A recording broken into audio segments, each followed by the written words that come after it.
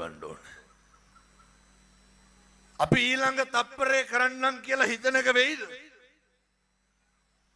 ඒක හරි අවිනිශ්චිතයි. බුදුවරු ගන්නලා තියෙනවා. උත්පත්තිය සහේ වේදං මරණං ආගතං සදා උපතත් එක්කම ගැට ගැහෙන්නේ මොකද? මරණ. ඊට කලින් තව කරුණු දෙකක් තියෙනවා. ජරාව, ව්‍යාධිය.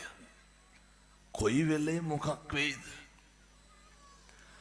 මේ කරජකේ මාංශකේ මේක නඩත්තු වෙලා තියෙන්නේ ඒකෙන්මයි. අතපය තිබ්බට කුලවත්කම්, ධනවත්කම්, සල්ලිකාරකම්, මාන්නක්කාරකම්, තනතුරු සමාජ පන්ති දේශපාලනයේ තිබ්බට ඔය එකක්වත් ජරාවටයි ව්‍යාධියටයි අදාළ වෙනවද? සල්ලි වලට ඔය කරන්න බෑ. මතකද අර පින්නතුනේ මම ඔය විවිධ රටවල ධර්මදේශනාවලට වඩිනකොට පින්නතුනේ මේ කෝටිපති ප්‍රකෝටිපති ව්‍යාපාරිකයෝ කෝටි ගණන් සල්ලි තියනවා. ඇඳට වෙලා ඉන්නවා අර මැෂින් එකකින් තමයි කෑම් බීම ටික යන්නේ. සල්ලි, බලය, ධනය, ගණන්කාරකම, මාන්නකාරකම, අනේක පෙලාගෙන සද්ද දාගෙන අනේකට බැනගෙන සමහර ගම්වල තරුණයෝ ඉන්නවය අරක්කු ටිකක් බී ගත්තහම අම්මා තාත්තා පේන්නේ නැහැ. වයසක මිනිස්සුන්ටත් එක ගසනවා අල්ලගෙන. ඒ කොල්ලෝ මේවා කරන්නේ.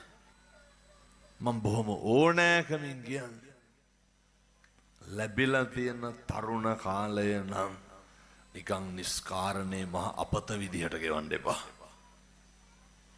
ඕක කාලකන්ණි කරගන්න එපා.